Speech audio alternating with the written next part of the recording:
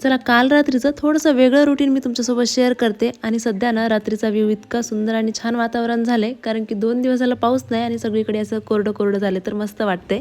तर आज प्रक्षिता आणि तिच्या फ्रेंड सगळ्या अशा घागरा वगैरे घालून मस्त रेडी होणार होत्या, कारण की ज्या गरबा आणि दांडिया क्लासच्या मॅम होत्या ना आमच्या, सो त्यांनी ना लेकरांसाठी छोटंसं कॉम्पिटिशन ठेवलेलं होतं. तर त्याचीच ही सगळी तयारी चालू होती. आता प्रक्षिताला ही वेगळी हेअरस्टाईल मी आज करणार होते. आता ही हेअरस्टाईल रोजच होणार कंटिन्यू, कारण की तिला खूप जास्त आवडली होती. आता एखादी कुठली गोष्ट आवडली की लेकरांचं कसं असतं, दुसरी नवीन एखादी गोष्ट येऊस तर तिचा काही विसर पडत नाही. तर मस्त असं तिला रेडी केलं होतं मी, आणि तिचे एक्सप्रेशन बघा. तर मला पण तिच्यासोबत जायचं होतं काही फोटो वगैरे हे शूट करण्यासाठी. मग आहे तशीच मी पण निघाले आणि कॉलनीमध्येच ना हळदी कुंकवाला बोलवलं होतं, महालक्ष्मी होत्या म्हणून. सो तिकडे गेलो आणि तिथून जवळच मग देवीसमोर हे गरबासाठी केलेला राऊंड होता.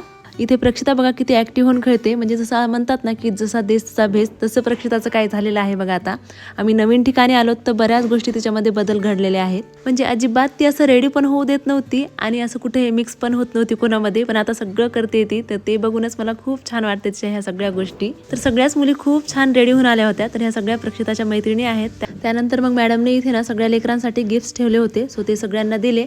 आणि सोबतच आता आम्ही कशाला मागे राहू, एक आमचा पण दांडियाचा आणि गरबाचा राऊंड झाला. आणि माहिती आहे, मी आजकाल कुठेही जाऊ माझे सबस्क्रायबर फॉलोवर एखादे तरी भेटतात, आणि फक्त लेडीजच माझ्या सबस्क्रायबर नाहीत, तर क्यूट लेकरं सुद्धा आहेत. त्यांना माझं नाव सुद्धा माहिती आहे, म्हणजे त्यांच्या मम्मी बघतात आणि त्याच्यामुळे माझी पण त्यांना ओळख होते. त्यानंतर घरी आलो आणि घरी आल्याच्या नंतर प्रक्षिताचं असं काही चालू होतं. तर व्हिडिओ आवडला तर लाईक करा. बाय.